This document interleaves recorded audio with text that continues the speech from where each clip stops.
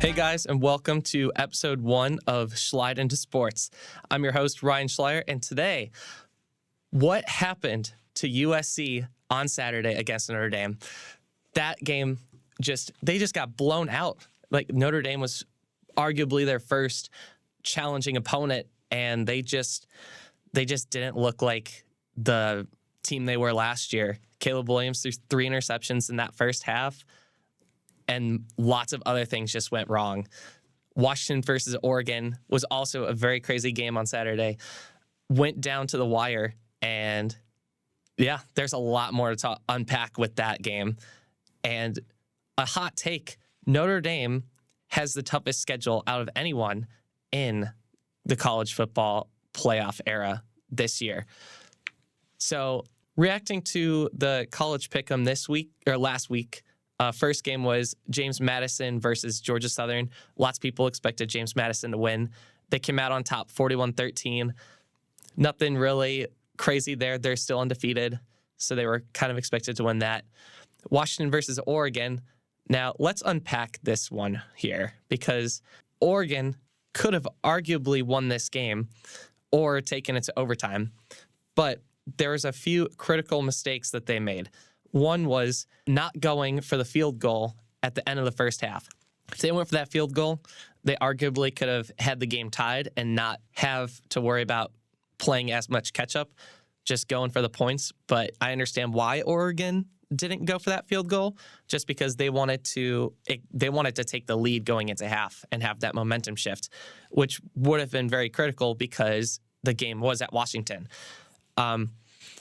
Also, Washington, they only had 415 yards compared to Oregon's 541, which is crazy because Washington won, but because they had more of a passing offense, they were able to make more plays with less yards and less time, which also contributes to the possession time. Oregon had almost 10 more minutes, almost exactly 10 minutes more of possession time, but because Washington's defense was able to prepare for Oregon's running offense, they were able to hold them off at very crucial points in the game, like at the end of the first half.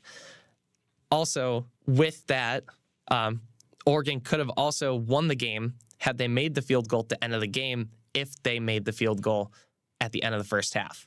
That game would have been Oregon's, and that would completely change the way the rankings look in the AP poll. Next game, Kansas versus Oklahoma State. I had Kansas just because they've been playing very well this year. Their only loss was to Texas. But Oklahoma, they won 39-32.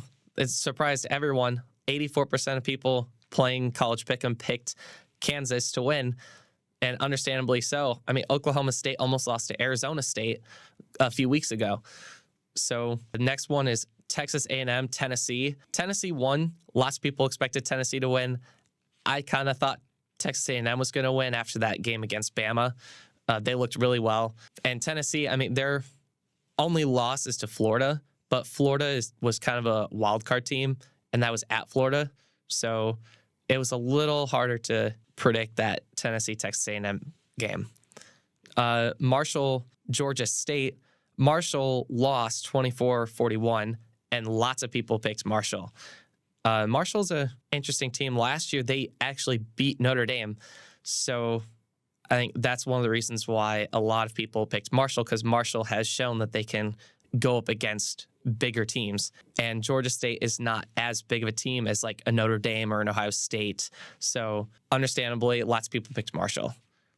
Missouri versus Kentucky. I had Missouri. Not a lot of people had Missouri. Missouri won 38-21. Kentucky, after that tough loss to Georgia, I think lots of people thought maybe Kentucky was going to go and get a revenge win. But Missouri has looked really strong this year. They beat an amazing Kansas State team. And Kentucky, lots of people also have said that Kentucky shouldn't be ranked. And I mean, they're not the same Kentucky as they were last year or even the year before. So it was I don't know. That's why I picked Missouri, because Missouri's looked great in comparison to Kentucky, and Missouri's only loss is to a LSU team that has a very strong offense. Next one is USC Notre Dame. Lots of people picked USC, and I picked Notre Dame for a few reasons. A, it was in South Bend, so Notre Dame had that home field advantage, and you knew that the Irish fans were going to turn up to that game. I mean, all I saw whenever they showed the sidelines and the bleachers, all I saw was green shirts, green pom-poms, just everything was green, blue, and gold. Yeah, I'll unpack the USC Notre Dame game more later. Next game was Miami, North Carolina. North Carolina, lots of people picked them. They look really strong. They're undefeated, but they have a strong schedule up ahead, so it should be interesting to see them play more. Not a lot of people picked Miami, and I think it has a lot to do with the way they played against Georgia Tech last week and that just unexpected loss in the last seconds of the game where they should have won. But I think because of all the negative feelings after that game, I just didn't think that, and a lot of other people didn't think either, that Miami was going to come out on top against a very strong North Carolina team. UCLA, Oregon State. I had UCLA just because they surprised Washington State last week in the last seconds. And I thought maybe they'd pull something like that against Oregon State, but I was wrong. And Oregon State won 36-24. And the last game was Duke, North Carolina State. And pretty much everyone playing picked Duke. 92% of people playing picked Duke. And it's understandable. Duke has looked really strong this year. They looked strong last year. NC State's a good team, but they had a tough loss to Notre Dame. And Duke had it was a really close game between Duke and Notre Dame. So just comparing those two games together, it was not really a shock that Duke was going to win.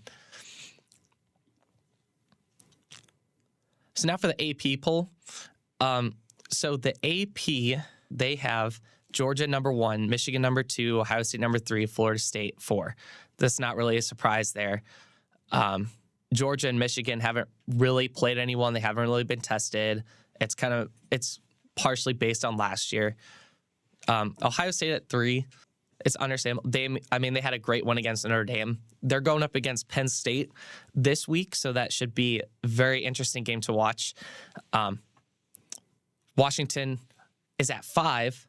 I personally think Washington probably could have been higher, but I think they probably took into account that it's a home game. Washington had a home game advantage, like a home field advantage, and Oklahoma at 6. They went down a spot, and that's because they had a bye week, so they didn't really get a chance to prove themselves to maybe move up a couple spots, and so just because of all the chaos that happened with the Washington-Oregon game, it bumped Oklahoma down a spot. Penn State moved down to 7. They dominated their game. Texas at 8, Oregon at 9, North Carolina at 10, Alabama at 11, Oregon State at 12, Ole Miss at 13, Utah 14. Notre Dame moves all the way up to 15 after that big win against USC.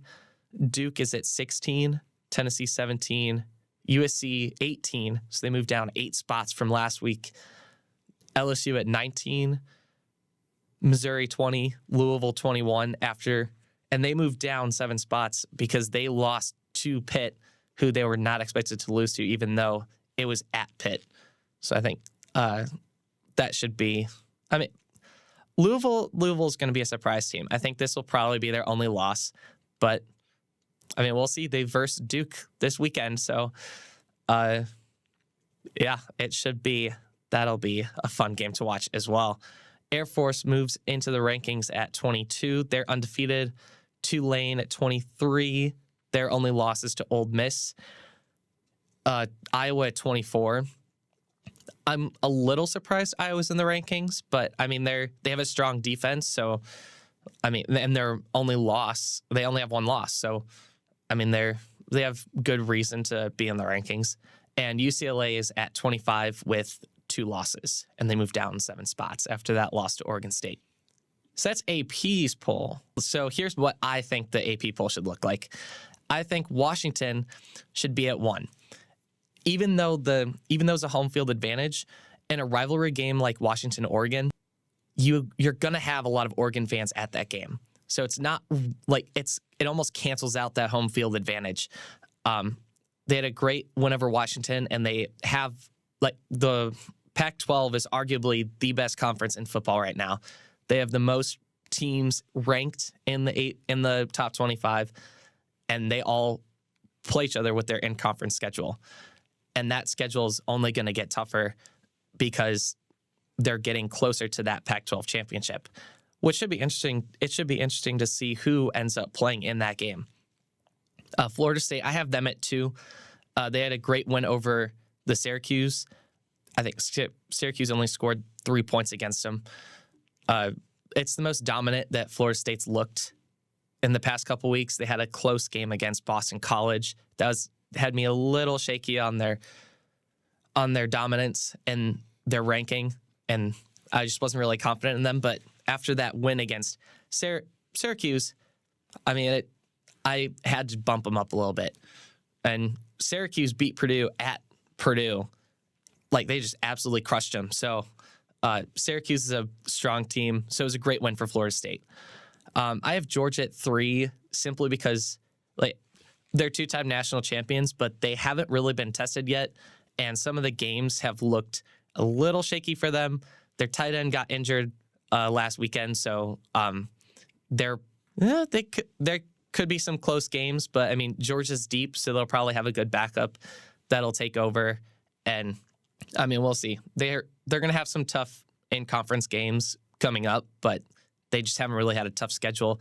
Haven't really shown me what they can do. I mean, even against Kentucky was not. I don't think Kentucky really should have been ranked, especially after that game against Georgia. They just looked really sad. I have Penn State at 4. They shut out UMass 63-0, which, I mean, Penn State, whenever they'll play teams that are clearly, like, out of their league, but they'll shut them out or they'll limit their score, and they'll score more than 50 points almost every single time. And I mean, I think they have a tougher schedule before Big Ten. I mean, just outside of the Big Ten conference, with playing teams like West Virginia. They played West Virginia, which is a solid Big 12 team. They also shut out a ranked Wisconsin team earlier this year. So, I mean, Penn State looks really tough right now, and I think them going up against Ohio State, that will be a good game. I think Penn State will win that game and shock a lot of people. And then at 5 and 6, I have Michigan at 5 and Ohio State at 6. So you've got the Big Ten there, like, in that 3. And I think that Big Ten, it's going to be interesting to see who represents the Big Ten in, like, as the Eastern Conference team going into that conference championship game. I think it's going to be rock, paper, scissors between Penn State, Michigan, and Ohio State. Both of them are going to be 11-1. I mean, there's something similar that happened a few years ago where Purdue ended up being the Western Conference champion, but there was a 3-way tie. And because Purdue beat Indiana, and I think Illinois, I don't remember who Illinois lost to, but they lost to someone. So Purdue ended up going into the Big Conference championship as the representative of the Western region of the conference. Michigan, I think they remain untested. I mean, they've been dominating recently. I think they're going to play Penn State soon. They're going to play Ohio State. I think those are going to be their toughest games. I think, Michigan has one of the easier schedules, in my opinion. But, I mean, they're also, like Georgia, they're a deep team. They still have J.J. McCarthy, and their defense and off, like, they're a very well-rounded team on both sides of the ball. So, once Michigan proves themselves against Penn State and Michigan State, I think I'm going to just leave them at 5 for now. Ohio State, I have them at 6. And the reason I have them below Michigan, even though I think the fact that Ohio State played Notre Dame made their schedule tougher than Michigan's, Ohio State, I think they should have lost against Notre Dame. And that's because in those last two plays, Notre Dame was playing man down. And I think if Notre Dame was not playing man down, they would have beaten Ohio State. They would have held them off. I mean, especially after watching that red zone defense against USC, like there's no way that Ohio State was going to beat Notre Dame. Absolutely no way. Oklahoma, I have them at 7. They didn't prove themselves this week. They had a bye week. So, yeah. They beat Texas, though, so I'm going to keep them in that top 10. I mean, Texas was ranked 3 when they beat them, and it was a rivalry game at a neutral site. So, yeah, Oklahoma, they're a solid team. I think they kind of came out of the woodwork a little bit, but, you know, they're solid this year. I have Oregon at 8. Even though they lost to Washington, they still looked really strong. Their defense was great. Their run game was really good, even though Washington held them off. And their pass game was good, too. I think even though, like, Oregon still put up a really good game, they didn't really make many errors. It was more just, like, tactical decisions on, like, the field goal, like, not going for the field goal and going for a touchdown instead in the end of the half, and then missing that field goal. Just a couple of minor things. So I don't think Oregon should be punished for that. I have Texas at 9. They also had a bye week, just like Oklahoma. So I couldn't really do much with Texas. So and then next I have North Carolina at 10. They've dominated everyone they've played. They played a good South Carolina team that surprised Georgia in the first half when they played them. They beat Miami, this was pre-Georgia Tech loss.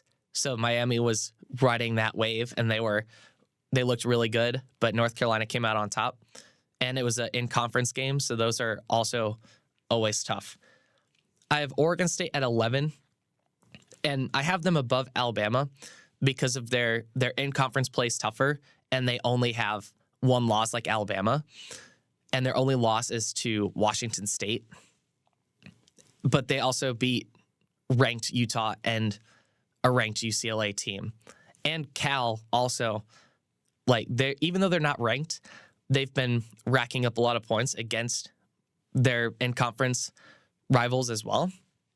So I don't think Oregon State should be punished for that loss against Washington State. I think they should be over Alabama. And their offense looks scary as well. Alabama, they're at 12. Their only losses to Texas. They beat Arkansas last week. They beat a ranked Ole Miss.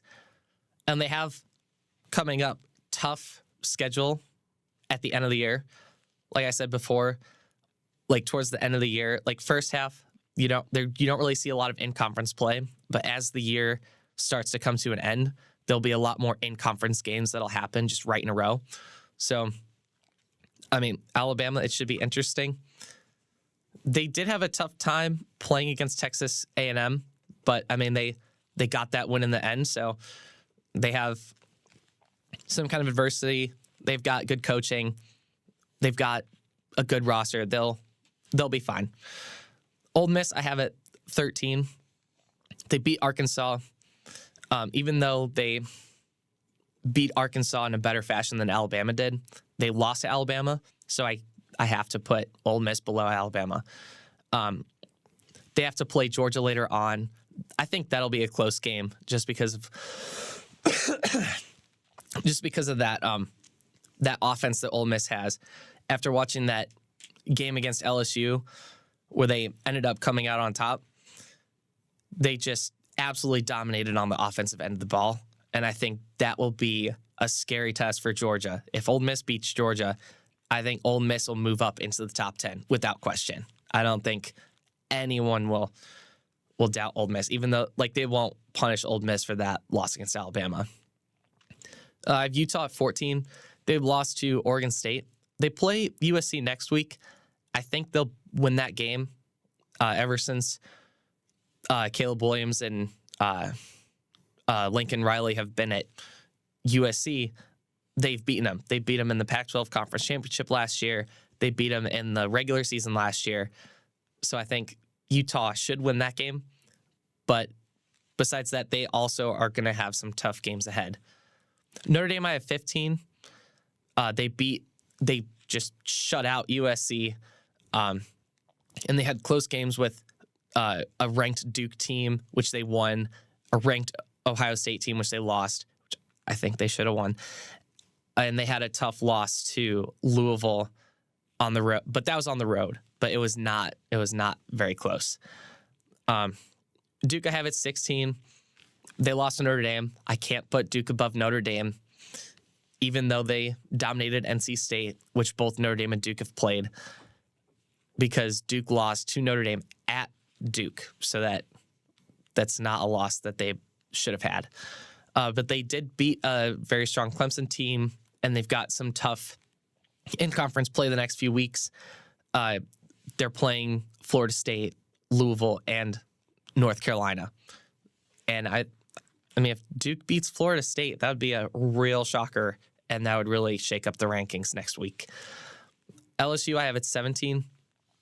LSU seems to be moving up and down the AP poll all the time. They started out in the top 10, then they lose to Florida State, then they move down into like the teens, and then they move back up, and then they lose to Ole Miss, and then they move all the way back down. LSU seems to have a lot of trouble on the defensive end of the ball. But they crushed Auburn. They beat a ranked Missouri by 10, and their losses are to Florida State and Ole Miss, which are solid teams this year. 18, I have Missouri. Again, Missouri lost to LSU. I can't put them above LSU as much as I want to. They beat Kentucky last week by 10, and their last 5 games this year are going to be tough. Louisville, I have at 19. They lost to Pitt, but it was on the road. It was an in-conference game, so I kind of had that feeling that Pitt was maybe going to win. Pitt's an interesting team. I mean, because Pitt can fit a lot of people into their stadium because they play in the Steelers stadium. So, I mean, they have that kind of to their advantage a little bit. USC, I have them at 20. They lost to Notre Dame. Yes, I mean, that affects the rankings, but I also looked at the USC-Arizona game. That was at home, and they took Arizona to 3 overtimes. 3, which is insane to me that happened at home. I stayed up and watched that game, and Arizona they put the pressure on USC right from the get-go. They forced USC into turnovers, whether it was on downs, interceptions, or fumbles. But Arizona, they lost that game because of penalties, because they kept turning the ball over on penalties.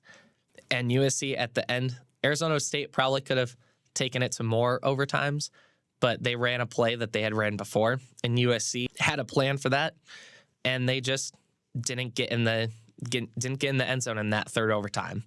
So that caused that game to be so close. Tennessee, I have at 21. I can't really rank Tennessee that high just because they lost to Florida, and Florida's not even on the rankings right now. So, but they beat Texas A&M, and they still have to play Bama, Missouri, and Georgia. So those last few games, those are going to be really tough for Tennessee, but I think Tennessee could surprise Bama. They could maybe beat Missouri, and they could maybe keep it close with Georgia. It'll be interesting, though. Air Force, I have at 22, just like the AP poll. They're undefeated. I think this is their first time being on the AP poll this year. So, and I mean, they've been dominating all of their opponents, and I think the reason why they got onto the rankings this week is because they beat Wyoming, who was ranked last week, and they've dominated every other team. Their toughest game is probably Colorado State, which is coming up. I mean, Colorado State almost came out and beat Colorado and shocked everyone. So if Air Force beats Colorado State, I think they can crack into the teens and get into a good bowl game. I have Iowa 23. Only losses to Penn State, but they got shut out. And that's the first time that's happened in a long time. Iowa has never gotten shut out. They've always gotten points on the board, which really is a statement to Penn State's defense. They beat Wisconsin last week. but their schedule, it's not really tough going into the conference. They don't really have a lot of tough in-conference play coming up. But because they have only lost one game, I see them representing the Big Ten West in the Big Ten Championship. Tulane, I have them at 24. They beat Memphis last week. Their toughest game, I think, Florida Atlantic. I've seen some of the scores for Florida Atlantic. They've dominated their opponents. So I think Tulane's offense versus Florida Atlantic's offense, that should be an interesting game. Their only loss is to Ole Miss, who's also a ranked team. And last, I have UCLA. They lost to Oregon State last week, and they also lost to Utah. I can't rank them too high because, A, they lost to two teams that are above them, but also they have two losses, and you can't really reward a team that has two losses very much. I mean, it's like same thing with LSU. They have two losses, so they're automatically out of the playoff contention. So you can't, like, they're on there for their play, like, just because they've had tough games and they're still solid and they're going to get into bowl games. So Notre Dame's schedule. Now, I said earlier that Notre Dame had the toughest schedule this year compared to other teams, and I'm specifically going to compare them to Michigan and Georgia. Now, why on earth would I say such a thing? Well, Notre Dame played 4 ranked teams in a row, which you cannot say the same for either Georgia or Michigan. Notre Dame first they started off playing Ohio State, which they lost due to not having the right amount of people on the field. But then they go to Duke, and then they win. And then they go to Louisville, then they lose. But then they host USC, and then they win. Now, I know this might come across as a little bit biased just because I'm a Notre Dame fan. But, I mean, like, you look, like, some of their other wins, like Clemson is unranked right now, but they were ranked high in preseason and had a tough loss against Florida State and Duke.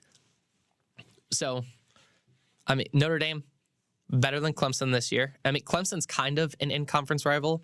Even though Notre Dame is independent in football, they play a lot of ACC games, and they're also in the ACC conference in other sports.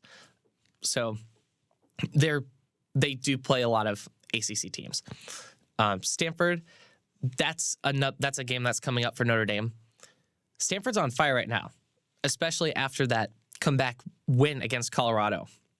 They were down 29-0 at the half.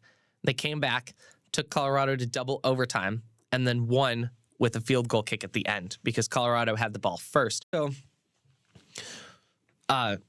Stanford could come back and get a field goal when it came down to the last play. Now let's look at Michigan and Georgia's schedule. Michigan, their toughest games, Ohio State and Penn State. Those are the only 2 ranked opponents that they're going to play. And other than that, they haven't really been tested. The other teams they've played are not close to the level of Ohio State and Penn State. Georgia's a little better because the SEC is a deeper conference than the Big Ten. Like Big Ten, all the top teams in the Big Ten, they're all clustered, A, in the Big Ten East, and B, they're all clustered in the top 10. After the top 10, there's no Big Ten teams in the top 25 besides Iowa. Georgia, so here's who they play. They play Missouri, Ole Miss, and Tennessee, and they also played Kentucky, who was initially ranked. But like I said earlier, Kentucky, I don't think should have been ranked. But, I mean, the committee thought they were good, so I'm going to consider that into their schedule as well. Florida's also unranked, but they beat Tennessee. And all of the above, like, these are all SEC teams that I mentioned before. Missouri, Ole Miss, and Tennessee. They're all in the SEC. I mean, tough schedule affecting Notre Dame games. I think, yes. I mean, having that tough of games 4 in a row, I mean, that does a lot. Like, there's a lot of preparation that goes into those games, like in practice, watching film. And some of these teams, like, some of them had a bye week, you know? So they're going to have more time to prepare. They're going to have that advantage going into the game. Notre Dame did not have that. So I think this kind of affects just like their overall look, like in the just in college football. Like people see Notre Dame as like a big time choke artist that always seems to choke in the big moments. But I mean, they have a tough schedule consistently. So, and lots of the time their schedule, it's all compact. Like it's not like, oh, they're going to play Clemson week 3 and then wait and then not have a tough game until like week 7 against like USC or Ohio State. They didn't have that. They haven't really had that luxury. So I think that is kind of I don't really like the way they look at that. Like the way Notre Dame is shown in the press. Like I don't think it's fair to them. So going on to the game of the week, in my opinion, Oregon versus Washington. And like I said earlier, could have gone to overtime. And for a couple reasons, the field goal attempt not taken in the end of the first half, the field goal attempt missed at the end of the second half, which could have taken it to overtime or could have led to an Oregon win. The game was Oregon's run game versus Washington's pass game. But Washington's run game was a bit of a surprise to Oregon. They came out with the run game. And Oregon, in their prep, it looked like they had prepared for the pass game. So that Washington using their run game was a bit of a surprise.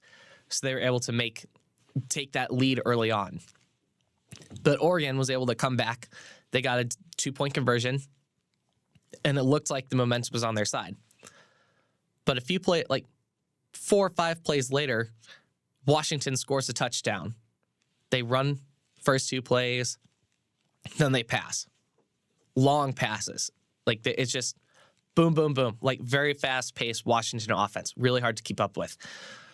I mean, you can see it too. Like when you look at some of these stats, like possession time, normally when you look at possession time and a team has more possession time than the other, that means they have more opportunities. They have more time to score. They have probably had more opportunities. Their defense was probably strong, which allowed their offense to, again, have more opportunities. However, in this case, even though Washington had almost 10 minutes less, almost exactly 10 minutes less possession time, they were still able to come out with the win because they capitalized on all their opportunities, and because of how fast their offense moved, they were able to score very, very quickly. So they didn't need as much time. Which also leads me to my next thought on Oregon's loss. I think that offense probably got tired because they were on the field for a really long time in comparison to Washington. I mean, in between like Washington scoring and then going back on the field, like that break wasn't very long. So that offense just goes right back out on the field. I mean, after a while, that's gonna affect your play. It's gonna make you tired. And it's going to make you not run as fast. You know, you're not going to be playing at your best as the time goes on with the less rest you get.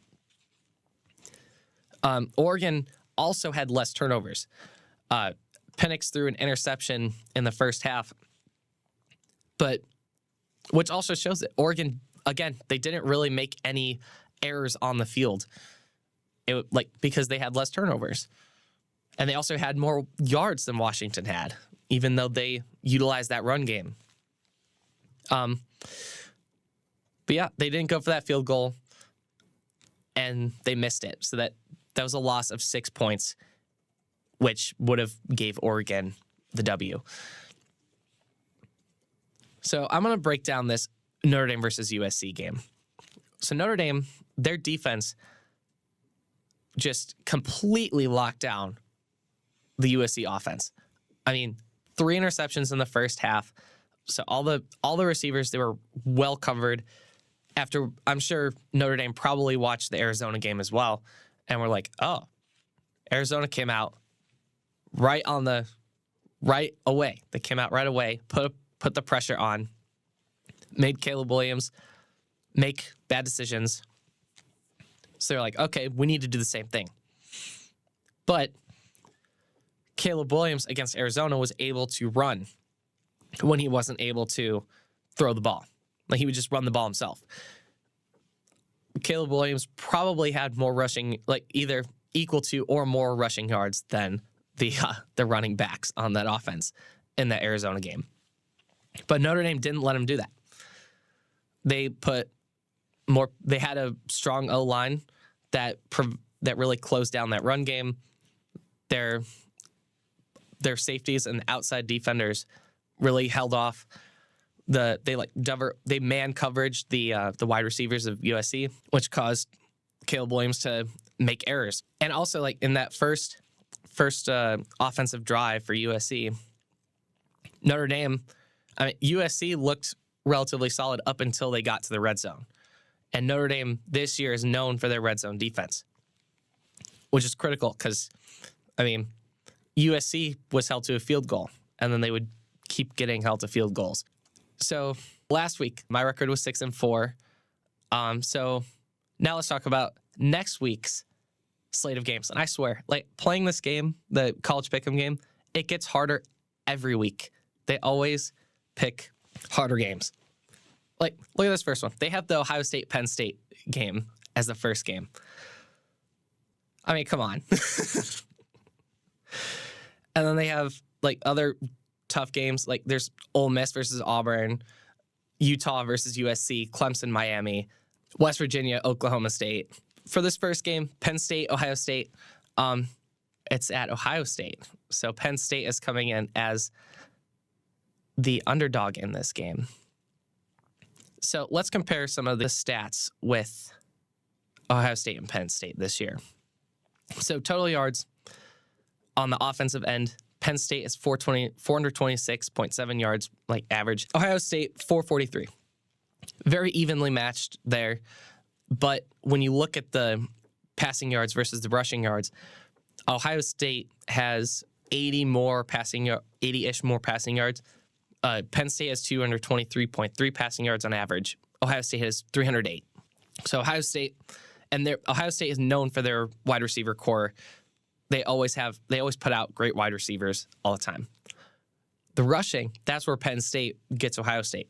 They have 203.3 yards compared to Ohio State's 135. And looking at the rushing and passing yards comparison to Penn State, like, just within their own team, there's only a 20-yard difference, which is crazy, which means that they can, like, Penn State operates well on both in the passing game and the rush game, even though Penn State has less passing yards than Ohio State. Now, the yards allowed. This one is interesting because Ohio State this year has been talked about, Ohio State defense is really, really good. Ohio State defense is tough, and they have really pushed that narrative. But when you look at the yards allowed, Ohio State allows more yards on average than Penn State. Ohio State allows 263.5 yards on average, while Penn State only allows 193.7. And Penn State, they've got that rushing defense down. 72.5 rushing yards per game. That's not a lot. And their passing yards allowed 121.2, both of which is less than Ohio State on both pass yards and rush yards. Ohio State allows 154.3 passing yards and 109.2 rushing yards. There's about 30 yard difference between both of those. So I think even though it's at Ohio Stadium, in the shoe, I think Penn State defense, it's going to be tough for that Ohio State offense. And Ohio State, after, like, watching their previous games, they don't really get into it until the second half. So I think Penn State could surprise them in that first half. And then Ohio State's going to have to claw their way back. But it'll be a close game. But I am going to go with Penn State, even though 60% of the people playing are picking Ohio State. Now you've got the Memphis Tigers versus the UAB Blazers. Now this one's also interesting just because UAB, they had a close game with Georgia a few weeks ago. And that's one of their losses, 49-21. They scored 3 touchdowns on Georgia, which says a lot because Georgia's also known for their defensive linemen and their defense and how strong their defense is. I mean, even last year, like Georgia only allowed TCU to score 3 points. So I don't know. I mean, I think you also look at Memphis. They only lost to Missouri 34-27. Yeah, I don't know. Lots of people are picking Memphis for this game, but I mean, it's 97% of people are picking Memphis. But even though UAB has only 2 wins, I think UAB is going to come out and shock Memphis. Because I mean, if they can score 3 touchdowns on Georgia, they're going to give Memphis a run for their money and possibly even win. Next game is Minnesota, Iowa. Both of these teams, they're in the Big Ten. They're both in the Big Ten West. Total yards, I mean, Minnesota has more total yards, but they also allow a lot more yards than Iowa. So it's really going to be that Minnesota offense versus that Iowa defense. If Iowa defense, if they can force turnovers and give their offense as many opportunities to score, I see Iowa winning this game. I mean, total yards, like when on their offense, 313 for Minnesota, 247 for Iowa on average. But yards allowed for Minnesota, 373 versus 325 for Iowa. So there's a much more dramatic difference there. And defense is what wins games, especially in college football. You need defense to force that offense to make turnovers. Oklahoma State, West Virginia. This one is literally a 50-50 pick. 50% of people are picking Oklahoma State. 50% of people are picking West Virginia. So, you could really go either way with this one. But let's look at the stats. So, total yards on the offensive end, Oklahoma State, 390. West Virginia, 380. Very even. But defense is where it gets a little more separated. Oklahoma State allows 392 yards. West Virginia only allows 345. I mean, both allow a lot of yards, but West Virginia's defense is stronger. I mean, you can also look at some of the wins. West Virginia's beat TCU. They beat Pitt, who beat Louisville. But Oklahoma State, they beat Kansas last week. They beat Kansas State. And they beat ASU. So I think it could really go either way. But this is in West Virginia. So even though I think Oklahoma has played tougher, Oklahoma State has played tougher opponents, I think West Virginia is gonna come out on top because the West Virginia fans, they're really passionate with their football program. They're gonna turn up. They're really gonna utilize that home crowd advantage there. Now you have an in-state rivalry: Toledo Rockets versus Miami of Ohio. More people are picking Miami of Ohio. But, so let's look at the stats for this match here. Miami, they go for total yards, 375 on average. Toledo, almost 100 more yards on average, 459 yards on average. They dominate Miami in comparison in both yards passing and yards rushing.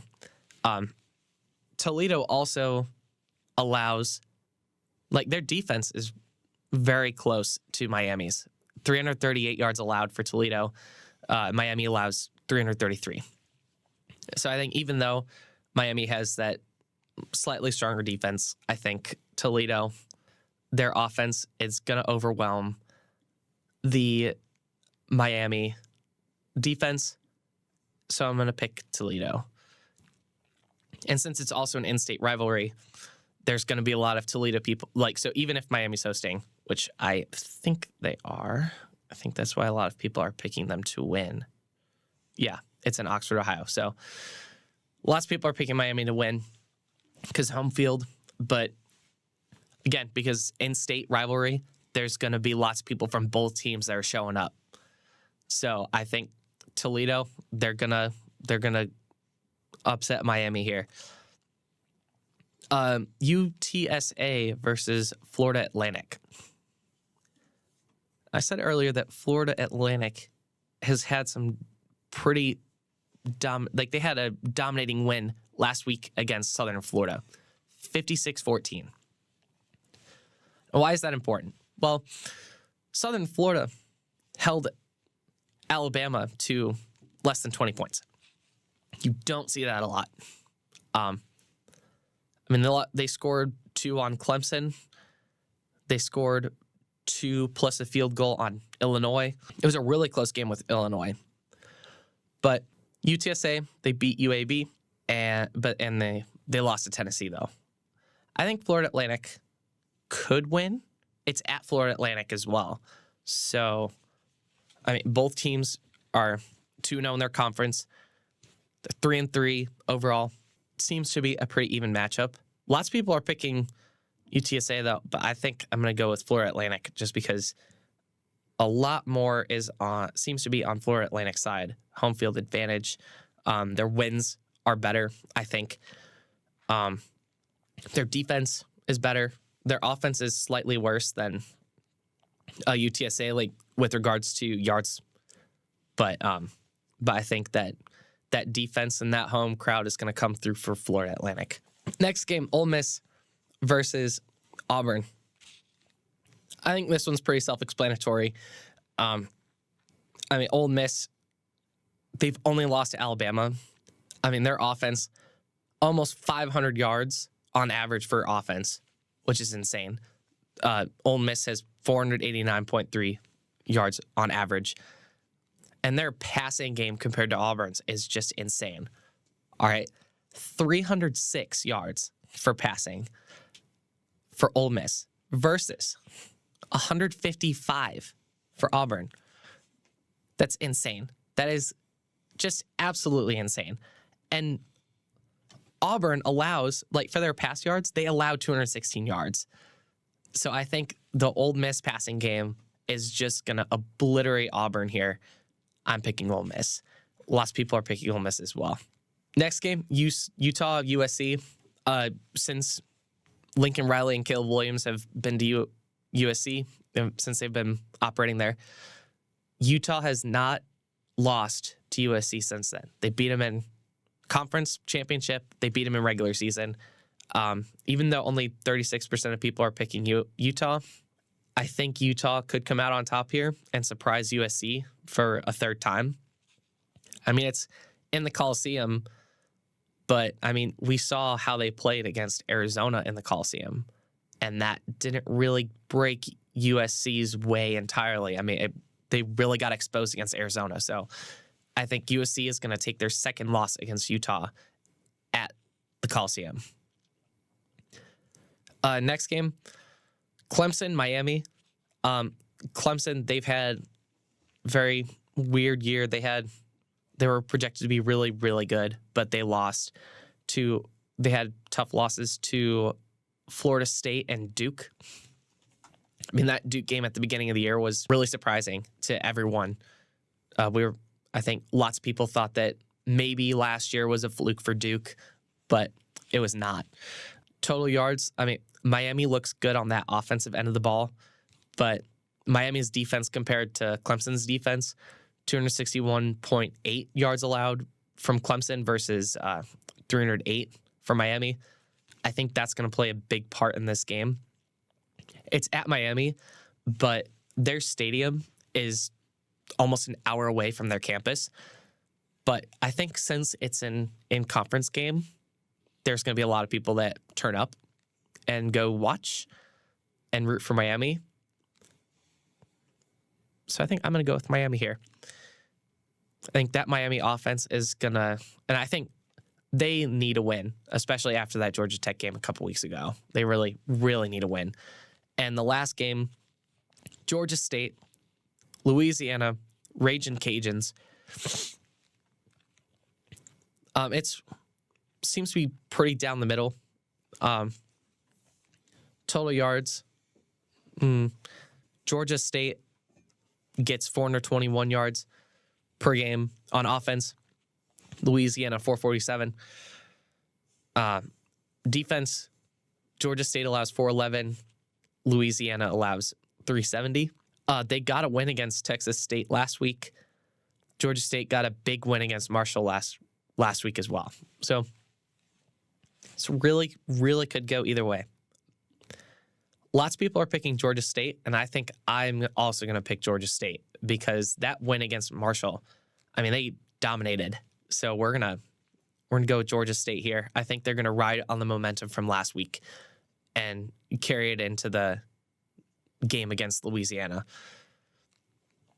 If you guys want to participate in College Pick'em and join a group, I made a group for everyone to join. It's called Schlyde _into_college _pick'em. You get it's public. There's no password or anything. If you already have College Pick'em entries, you can join. Yeah, so that is all for today. If you have any stories that you want me to cover, any specific games, can email schlydeIntosports@gmail.com. You can DM the Instagram. You can tweet. Well, there's also YouTube. It's all of those are Schlyde _into_sports and Twitch. I'm also going to be doing Twitch streams for when I'm watching college football live on Saturdays, and I'll announce those more. I'll have more details on that more on the Instagram and the other socials, on what specific time and all that stuff. And you guys can also ask me questions on there as well. Again, any stories this week, I just covered college football because there's just so much going on, and I swear it gets crazier every week, and I could talk about it all day long. But if you guys have any other stories like swimming, basketball, gymnastics, any sport, just shoot me an email, shoot me a DM, and I'll try to cover it on the next episode or on a stream. Thank you all for sliding into the podcast with me. I'll see you all next week, and have a great weekend watching college football.